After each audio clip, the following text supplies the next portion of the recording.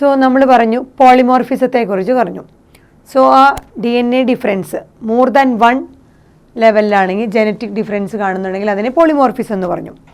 So ഈ polymorphism ആണ് ഈ DNA ഫിംഗർ പ്രിൻറ്റിങ്ങിൻ്റെ ബേസിസ് എന്നും പറഞ്ഞു. അങ്ങനെ നോക്കുമ്പോൾ വെറൈറ്റി ഓഫ് പോളിമോർഫിസം ഉണ്ട്. ഒരു ടൈപ്പ് അല്ല, ഒന്നിലധികം ടൈപ്പ് പോളിമോർഫിസം കാണുന്നുണ്ട്. അതിലൊന്നാണ് allelic polymorphism. So allelic polymorphism എന്ന് പറഞ്ഞാൽ നമ്മൾ അലീലുകളിൽ കാണുന്ന അലീലുകളിൽ കാണുന്ന ചേഞ്ചുകളാണ് അലീലിക് പോളിമോർഫിസം. പിന്നീടുള്ളതാണ് single nucleotide change. So single nucleotide ഒറ്റ ബേസ് സീക്വൻസിൽ കാണുന്ന ചേഞ്ചാണ് സിംഗിൾ ന്യൂക്ലിയോടൈഡ് പോളിമോർഫിസം. അതുപോലെ വേറൊന്നുണ്ട് RFLP, restriction fragment length polymorphism. ആ ഫ്രാഗ്മെൻറ്റുകളുടെ റെസ്ട്രിക്ഷൻ എൻസൈം വെച്ച് കട്ട് ചെയ്ത് കഴിഞ്ഞാൽ ആ ഫ്രാഗ്മെൻറ്റിൻ്റെ ലെങ്ത്തിൽ കാണുന്ന ഡിഫറൻസുകളാണ് പോളിമോർഫിസമാണ് RFLP. ഇങ്ങനെ വെറൈറ്റി ഓഫ് പോളിമോർഫിസം നമുക്ക് സിംഗിൾ ന്യൂക്ലിയോടൈഡ് ചേഞ്ച് തൊട്ട് ലാർജ് സ്കെയിൽ ചേഞ്ച് വരെ നമുക്ക് പോളിമോർഫിസമായിട്ട് പറയാം. ഈ പോളിമോർഫിസം ഒക്കെയാണ് നമ്മൾ പറയുന്നത് ഏറ്റവും ഇമ്പോർട്ടൻ്റ് റോൾ എന്തിലേക്ക് ലീഡ് ചെയ്യുന്നത്, ഇവല്യൂഷൻ അഥവാ സ്പീസിയേഷനിലേക്കൊക്കെ ലീഡ് ചെയ്യുന്നത് ഈ പോളിമോർഫിസമാണ്. സോ ഈ വെറൈറ്റി ഓഫ് പോളിമോർഫിസം നമ്മളെ DNA ഫിംഗർ പ്രിൻറ്റിങ്ങിലും ഹെൽപ്പ് ചെയ്യാണ്. അപ്പോൾ DNA ഫിംഗർ പ്രിൻറ്റിങ്ങിൽ നമുക്ക് ബേസ് മനസ്സിലാവുന്നത് ഇൻഹെറിറ്റബിൾ ആയിട്ടുള്ള ഈ മ്യൂട്ടേഷൻസ് വഴി ഉണ്ടാവുന്ന വേരിയബിൾ ആയിട്ടുള്ള പോളിമോർഫിസം, ഒന്നിലധികം കാണപ്പെടുന്ന ജനറ്റിക് ഫോമുകളാണ് നമ്മൾ പറഞ്ഞ പോളിമോർഫിസം. സോ നമ്മുടെ DNA ഫിംഗർ പ്രിൻറ്റിങ്ങിൻ്റെ സ്റ്റെപ്പുകൾ എങ്ങനെയാണ് DNA ഫിംഗർ പ്രിൻറ്റിങ്ങൾ ചെയ്യുക, അതിനു മുമ്പായിട്ട് നമുക്കറിയണം എന്താണ് southern blotting. So DNA finger പ്രിൻറ്റിങ്ങിൽ നമ്മൾ യൂസ് ചെയ്യുന്ന ഒരു ടെക്നിക്കാണ് സദേൺ ബ്ലോട്ടിംഗ്. ഈ സദേൺ ബ്ലോട്ടിംഗ് എന്ന് പറയുന്നത് എന്താണ്, to identify DNA fragments. DNA ഫ്രാഗ്മെൻറ്റുകളെ ഐഡൻറ്റിഫൈ ചെയ്യാൻ യൂസ് ചെയ്യുന്ന ഒരു ടെക്നിക്കാണ് southern blotting. To identify DNA fragments with the help of a DNA probe. DNA പ്രോബിൻ്റെ സഹായത്തോടു കൂടി DNA ഫ്രാഗ്മെൻറ്റുകളെ ഐഡൻറ്റിഫൈ ചെയ്യാൻ യൂസ് ചെയ്യുന്ന ഒരു ടെക്നിക്കാണ് southern blotting. So southern blotting എന്ന് പറയുന്നത് DNA ഫ്രാഗ്മെൻറ്റുകളെ നമ്മൾ തിരിച്ചറിയാനായിട്ട് യൂസ് ചെയ്യുന്ന ഒരു ടെക്നിക്ക്. അത് എന്തിൻ്റെ സഹായത്തോടു കൂടി, DNA പ്രോബിൻ്റെ സഹായത്തോടു കൂടി. സോ DNA പ്രോബ് എന്താണ്? DNA പ്രോബ് എന്ന് പറഞ്ഞാൽ റേഡിയോ ആക്റ്റീവ് ലേബിൾഡ് ആയിട്ടുള്ള അല്ലെങ്കിൽ അങ്ങനെ റേഡിയോ ആക്റ്റീവ് ലേബിൾഡ് ആയിട്ടുള്ള single stranded DNA radio active ആക്കി ലേബിൾ ചെയ്ത പ്രോബുകൾ DNA ആണ് നമ്മൾ DNA പ്രോബ് എന്ന് പറയുന്നത്. സോ സിംഗിൾ സ്റ്റാൻഡേർഡ് DNA ആണ് റേഡിയോ ആക്റ്റീവ് ലേബിൾഡ് ആയിട്ടുള്ള സിംഗിൾ സ്റ്റാൻഡേർഡ് DNA ആണ് നമ്മൾ DNA പ്രോബ് എന്ന് പറയുന്നത്. ഈ DNA പ്രോബ് നമ്മൾ VNTR നമ്മൾ പറഞ്ഞു, variable number of tandem repeat. So VNTRനെ നമ്മൾ ഒരു പ്രോബായിട്ട് യൂസ് ചെയ്യുന്നു. നമുക്ക് ഐഡൻറ്റിഫൈ ചെയ്യാൻ വേണ്ടിയിട്ട് VNTRനെ ഒരു പ്രോബായിട്ട് നമ്മളൊന്ന് ഐഡൻറ്റിഫിക്കേഷനാണ് ഈ പ്രോബ്. സോ ഈ DNA ഫ്രാഗ്മെൻറ്റുകളെ നമ്മൾ DNA പ്രോബിൻ്റെ സഹായത്തോടു കൂടിയാണ് ആ ടെക്നിക്ക് സദേൺ ബ്ലോട്ടിങ് നമ്മൾ ഐഡൻറ്റിഫൈ ചെയ്യുന്നത്. സോ DNA ഫിംഗർ പ്രിൻറ്റിങ്ങിൻ്റെ സ്റ്റെപ്പുകൾ, ആദ്യത്തെ ഐസൊലേഷൻ ഓഫ് DNA. ഒരു ഓർഗാനിസത്തിൻ്റെ ബോഡിയുടെ സെല്ലിൽ നിന്ന് നമ്മൾ പറഞ്ഞു ഏത് ടിഷ്യൂ എടുത്താലും അവിടെ എല്ലാ സെല്ലിലും അല്ലെങ്കിൽ എല്ലാ ടിഷ്യൂലും ഒരേ പോളിമോർഫിസം DNA പോളിമോർഫിസം തന്നെയാണ് കാണുന്നത്. സോ നമ്മൾ ബ്ലഡോ അല്ലെങ്കിൽ ബോണോ അല്ലെങ്കിൽ ഹെയർ ഫോളിക്കിളോ സ്പേമോ എന്ത് തന്നെ ആയിക്കോട്ടെ ആ ഒരു സെല്ല് അല്ലെങ്കിൽ പെർട്ടിക്കുലർ ടിഷ്യൂവിൽ നിന്ന് DNAനെ ഐസൊലേറ്റ് ചെയ്യുന്നു. ആദ്യത്തെ സ്റ്റെപ്പാണ് DNA ഫിംഗർ പ്രിൻറ്റിങ്ങിന് ഐസൊലേഷൻ ഓഫ് DNA.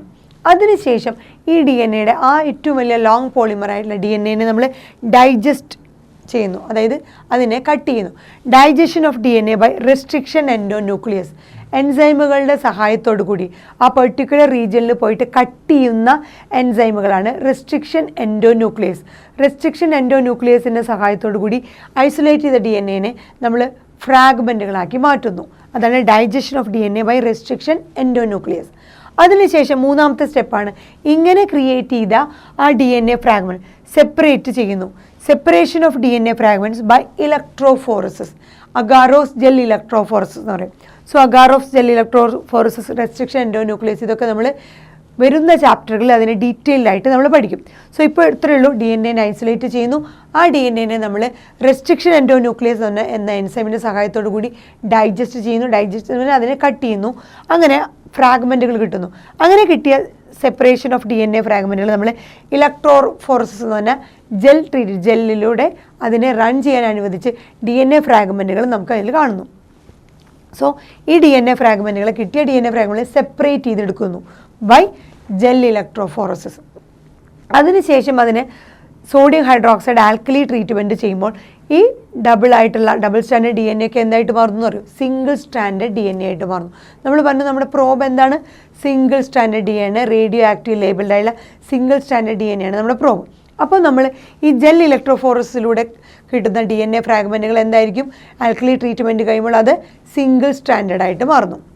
ഇനി അടുത്തത് ഈ കിട്ടിയ സിംഗിൾ സ്റ്റാൻഡേർഡ് ആയിട്ടുള്ള DNA അല്ലെങ്കിൽ ഫ്രാഗ്മെൻറ്റുകളുള്ള DNA ട്രാൻസ്ഫർ ചെയ്യുന്നു, അഥവാ ബ്ലോട്ടിങ് ചെയ്യുന്നു. എവിടേക്ക്, സെപ്പറേറ്റഡ് DNA ഫ്രാഗ്മെൻറ്റുകളെ നമ്മൾ ഒരു സിന്തറ്റിക് മെമ്പറൈനിലേക്ക്, ഒരു ആർട്ടിഫിഷ്യൽ ആയിട്ടുള്ള ഒരു നൈട്രോസെല്ലുലോസ് ഒരു നൈലോൺ മെമ്പറൈനിലേക്ക് ഈ കിട്ടിയ ഫ്രാഗ്മെൻറ്റുകളെ അതിലേക്ക് ട്രാൻസ്ഫർ ചെയ്യുന്നു. ബ്ലോട്ടിങ് എന്നാണ് പറയുന്നത്, ട്രാൻസ്ഫർ ചെയ്യുന്നു. ഇപ്പോൾ സിംഗിൾ സ്റ്റാൻഡേർഡ് ആയിട്ട് കിട്ടുന്ന ഷോർട്ടായിട്ടുള്ള ആ DNA ഫ്രാഗ്മെൻറ്റുകളെ റെസ്ട്രിക്ഷൻ എൻഡോന്യൂക്ലിയസ് വെച്ച് കട്ട് ചെയ്ത ആ DNA ഫ്രാഗ്മെൻറ്റുകളെ നമ്മൾ ജെൽ ഇലക്ട്രോഫോറസിൽ നിന്ന് ഐസൊലേറ്റ് ചെയ്തെടുത്തു, അല്ലെങ്കിൽ അതിനെ നമ്മൾ സെപ്പറേറ്റ് ചെയ്തെടുത്തു. ആ ഫ്രാഗ്മെൻറ്റുകളെ നമ്മളൊരു ബ്ലോട്ടിംഗ് പേപ്പറിൽ, അത് നൈട്രോസെല്ലുലോസ് ഒരു നൈലോൺ പോലെയുള്ള ആർട്ടിഫിഷ്യൽ ആയിട്ടുള്ള ഒരു പേപ്പറിലേക്ക് നമ്മളതിനെ പകർത്തുന്നു, അതായത് ബ്ലോട്ടിങ് ചെയ്യുന്നു, കോപ്പി ചെയ്യുന്നു. പിന്നീട് എന്ത് സംഭവിക്കുന്നു, അതിനെ ആ കോപ്പി ചെയ്ത ആ സിംഗിൾ സ്റ്റാൻഡേർഡ് ആയിട്ടുള്ള DNA ഫ്രാഗ്മെൻറ്റുകളെ നമ്മൾ ഹൈബ്രിഡൈസ് ചെയ്യുന്നു using labelled VNTR probe.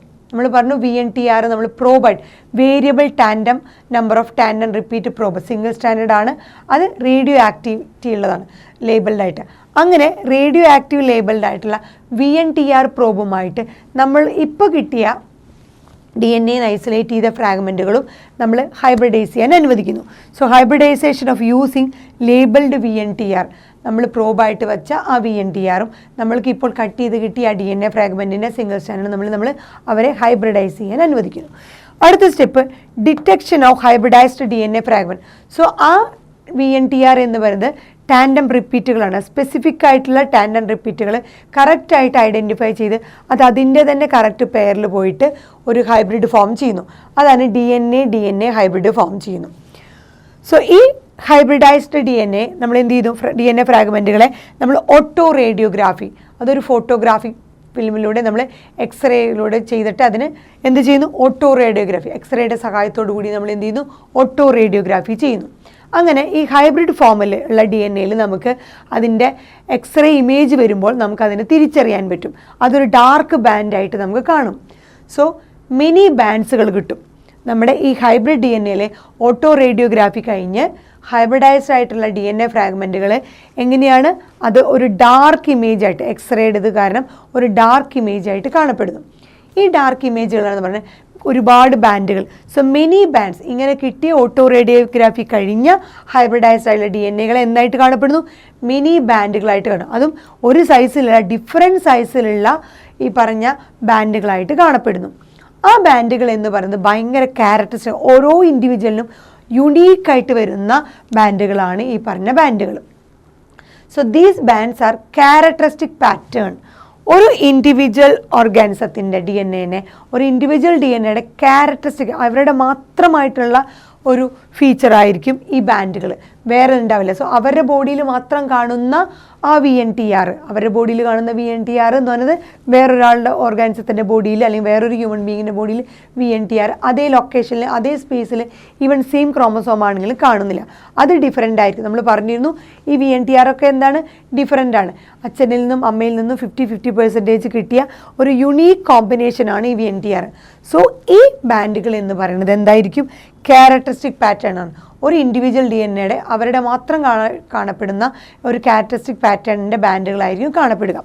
So ഈ band differs from individual to individual. ഈ ബാൻഡുകൾ ഒരു ഇൻഡിവിജ്വലിൽ നിന്ന് മറ്റൊരു ഇൻഡിവിജ്വലിൽ നിന്ന് ഒരുപാട് വ്യത്യസ്തമായിരിക്കും. എക്സെപ്റ്റ് മോണോസൈഗോട്ടിക് ട്വിൻസ്, ഒറ്റ സിംഗിൾ സൈഗോട്ടിൽ നിന്ന് വന്ന ട്വിൻസ് അല്ലെങ്കിൽ ഐഡൻറ്റിക്കൽ ട്വിൻസ് വെച്ച് ബാക്കി എല്ലാ ഇൻഡിവിജ്വലിലും ഈ കാണുന്ന ബാൻഡ് ഡിഫറെൻ്റ് ആയിരിക്കും. സോ ഈ ഡിഫറൻസ് ആണ് നമ്മുടെ DNA ഫിംഗർ പ്രിൻറ്റിങ്ങിന് നമ്മളെ സഹായിക്കുന്നത്, അല്ലെങ്കിൽ അതിൻ്റെ ബേസ് ഈ പോളിമോർഫിസമാണ് നമ്മളെ അതിന് ഹെൽപ്പ് ചെയ്യുന്നത്. സോ ഈ പറഞ്ഞ ഓട്ടോ റേഡിയോഗ്രാഫി കഴിഞ്ഞിട്ട് കിട്ടിയ ആ ഹൈബ്രിഡ് DNA കിട്ടുന്ന ആ ബാൻഡുകൾ നമ്മൾ യുണീക്കായിട്ട് ഒരു ഇൻഡിവിജ്വലിൽ കാണുന്നതാണ്. ഈ പറഞ്ഞ DNA ഫിംഗർ പ്രിൻറ്റിങ്ങിൻ്റെ ടെക്നിക്കുകൾ കുറച്ചും കൂടി സെൻസിറ്റീവായിട്ട് വന്നൊരു ടെക്നിക്കാണ്. അതിനെ ഒന്നും കൂടി എൻഹാൻസ് ചെയ്യാൻ വന്നൊരു ടെക്നിക്കാണ് PCR, polymerised chain reaction. Because ഒരു സെല്ലിൽ നിന്ന് തന്നെ ഒരു ഇൻഡിവിജ്വൽ സെല്ല് നമ്മൾ പറഞ്ഞ നമ്മുടെ ബോഡിയിലെ എല്ലാ ടിഷ്യൂയിലും കാണുന്ന DNA പോളിമോർഫിസം ഒരുപോലെയായിരിക്കും. അതുകൊണ്ട് ഒരു സിംഗിൾ സെല്ലിൽ നിന്ന് തന്നെ DNA ഐസൊലേറ്റ് ചെയ്ത് അതിൻ്റെ പോളിമറൈസ്ഡ് ചെയിൻ റിയാക്ഷനിലൂടെ നമുക്ക് DNA ഫിംഗർ പ്രിൻറ്റിങ് വേറെ എല്ലാ ഓർഗാനിസത്തിൻ്റെ എല്ലാ സെല്ലിൽ നിന്നും നമുക്ക് DNA ഐസൊലേറ്റ് ചെയ്യേണ്ട ആവശ്യമില്ല. സോ PCR എന്ന് പറഞ്ഞ ടെക്നിക്ക്, പുതിയ ടെക്നിക്ക്, ഈ പറഞ്ഞ DNA ഫിംഗർ പ്രിൻറ്റിങ് എന്ന് പറഞ്ഞ ടെക്നിക്കിനെ ഒരുപാട് എൻഹാൻസ് ചെയ്യാൻ സഹായിച്ചിട്ടുണ്ട്, സെൻസിറ്റിവിറ്റി കാണിക്കുന്നുണ്ട്. സോ സദേൺ ബ്ലോട്ടിംഗ് എന്ന് പറഞ്ഞ ടെക്നിക്ക് പ്രകാരം DNA ഫ്രാഗ്മെൻറ്റ് ഐസൊലേറ്റ് ചെയ്ത് നമ്മുടെ DNA ഫ്രാഗ്മെൻറ്റുകളുടെ സ്റ്റെപ്പുകളാണ് നമ്മൾ പറഞ്ഞത്. അപ്പോൾ ആ DNA ഫ്രാഗ്മെൻറ്റുകളിൽ നമുക്ക് ഒരുപാട് ഫോറൻസിക് സയൻസിൽ ഇതിനെ അപ്ലൈ ചെയ്യാം. നമ്മൾ പറഞ്ഞു പെറ്റേണിറ്റി, ഒരു കുട്ടിയുടെ അച്ഛനാര് അമ്മയാണ് എന്നീ കാര്യങ്ങൾ അറിയാൻ വേണ്ടിയിട്ട് നമുക്കതിനെ അപ്ലൈ ചെയ്യാം. അല്ലെങ്കിൽ ഒരു റേപ്പ് കേസിൽ അല്ലെങ്കിൽ എന്തെങ്കിലും ഒരു ക്രൈം സീനിലൊക്കെ ഏത് ഇൻഡിവിജ്വലാണ് അതിന് റെസ്പോൺസിബിൾ എന്ന് മനസ്സിലാക്കാൻ നമുക്ക് ഈ പറഞ്ഞ DNA ഫിംഗർ പ്രിൻറ്റിങ് ഹെൽപ്പ് ചെയ്യും. അതുപോലെ നമുക്ക് നമ്മുടെ ഇവല്യൂഷൻ അല്ലെങ്കിൽ സ്പീസിയേഷൻ എന്നീ കാര്യങ്ങൾ മനസ്സിലാക്കാനും നമുക്ക് നമ്മുടെ DNA ഫിംഗർ പ്രിൻറ്റിങ് യൂസ് ചെയ്യാൻ പറ്റും.